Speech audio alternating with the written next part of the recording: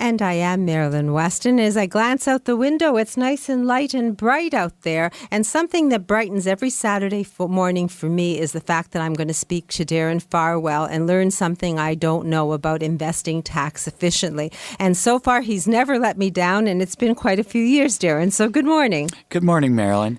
And I'm not going to take much time with the introduction today because I want to get right down to, well, not wealth management, not the broad issues today, but investments. Because events in the stock market in February really signaled a fundamental shift in the investing landscape. And I'm going to discuss the 5 things you should be thinking about right now. The calendar of significant investments have been chock full over the last 30 days. We had the biggest short-term drop in stocks in years at the beginning of February, which, by the way, followed on the heels, incidentally, of one of the best performing Januaries ever. Interest rates, as reflected by the yield on 10-year U.S. Treasury bonds, rose sharply. Then the stock market recovered 75% of the losses that had happened. Now, since then, we've had the appointment of a new U.S. Federal Reserve chairman. This will definitely result in, well, more or less of a change in the path of U.S. interest rates, and that's a key economic element these days. We had a new federal budget in Canada, which, as it turns out, wasn't quite as bad or difficult towards business owners as we thought it might. But again, that's only because we thought it was going to be really bad, and instead it was only bad. President Trump recently grabbed the headlines. He's executing on trade tariffs. Well, has certainly talked about passing trade tariffs, which certainly could hurt global trade and therefore corporate profits. As a result, and no surprise, the stock market went down again. Why?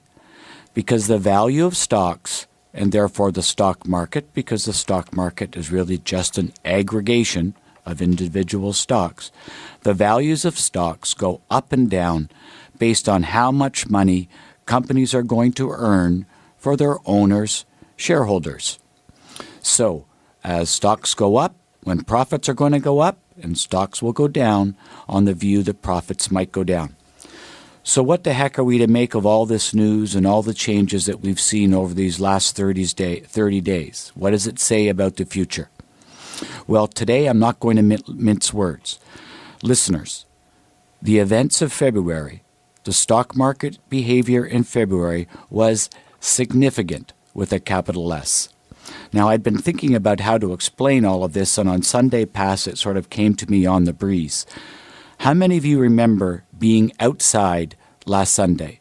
It was so pleasant and refreshing and remarkable because so many people I've spoken to say they smelled spring in the air.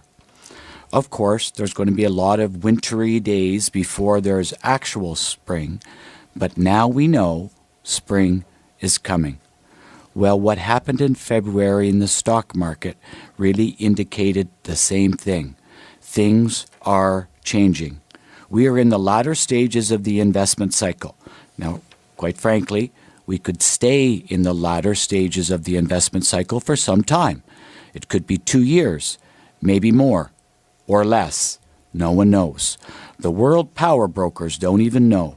It'll continue until it stops. But when it stops, it'll be because we are going to be heading into some sort of recession. Now, I know recession's a scary word.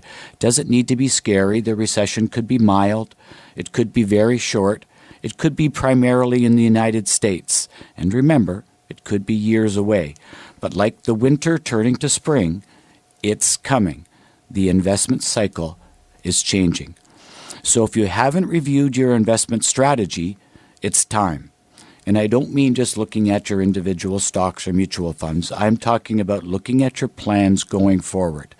The winners in the investment world are those who thoughtfully are forward-looking, plan ahead, and consider alternative strategies at important times of change, like now. Those who don't consider what's coming may find their hard-earned profits evaporate quite quickly. Now, let me be clear. I'm not talking about timing the market. I can't do that, nor, by the way, can anyone else. I'm talking about planning. So, Here are the 5 things to do right now. Number 1, any significant cash expenditures you see yourself needing over the next couple of years, whether it's buying an expensive new boat, buying a winter property somewhere where the sun is shining and it's warm all year round instead of the cold that we got, anything like that you're going to need to spend a significant amount of money on, move it to cash now. Number 2, money that you need to support your expenses, your lifestyle. Make sure those funds are safe and easy to get to now. We don't want to have to sell stocks at a bad time after the market has already gone down to support your spending needs. Number 3, with your long-term investment money, don't be overly cautious and have too much cash. Some is okay right now, but not too much. For your long-term investment money, stay invested. Don't time the market. As I said, we could still have a very good 2.5 years. Number 4, checking on your risk tolerance. Maybe in 2011, 2015, you could sleep at night if your portfolio was down 10 or 15%. Maybe now it's different. If you are less risk tolerant than you used to be, then reduce your portfolio risk now. And number 5, do review your individual investments. There are some investments were quite appropriate for the early stages of the investment cycle, but they may not be the right ones going forward in this latter part of the investment cycle. Overall, if you aren't 100% certain you are well positioned for this changing investment cycle, call a wealth management professional with an asset management team to review and discuss what your options are. Well, since you can't be everyone's financial advisor, we won't expect the world to knock at your door. However, my listeners and myself have you available to review our investment strategy, and it sounds like it's a prudent time to do it, and it costs nothing but some time to make a phone call to Darren to get this review. And the way it sounds pretty ominous, Darren, so I guess it would be a good thing to be prepared. If someone is going to try and reach you, I'm an immediate gratification person. Are you going to the office today? I will be in the office this morning, Marilyn. So as soon as he leaves here, Darren will be at his office, and you can actually call him. And if this idea of having a review of your investment strategy and preparing for the future and for what seems to be something that is inevitable but maybe not as severe as possible, did I gather that correctly? Well, there's change coming, and I think that's the most important thing. We don't know when, but we know that the change is coming. And so when there's change, it's always a good idea to think about planning.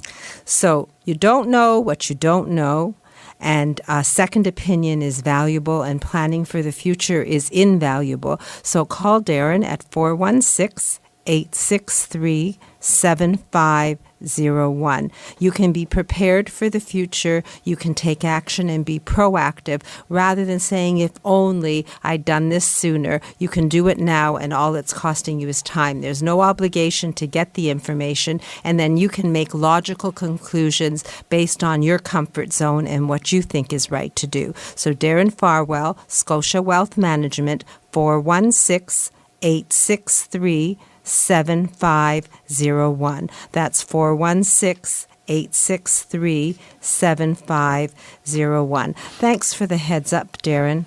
And Marilyn, thank you. Also to bring to our listeners' attention, we do post the education on what we see coming up in the investment cycle and many other topics. So for those who are Facebook users, you could like us at the Farwell Group and get more information and education at your fingertips. The Farwell Group. Okay, we'll do that too. I'm still learning Facebook, so I'll look you up and see if I can like you and let you know next time. Thank you, Marilyn. Thank you. Next, Dr. Betty Rosendahl of Thornhill Naturopathic Clinic advises us on how to deal with gastrointestinal problems naturally. And then Jackie Donnell of Natural Collagen is going to explain collagen and how it lessens wrinkles in your skin. And I am Marilyn Weston, and you're definitely getting it straight from a woman's perspective right here on Zoomer Radio.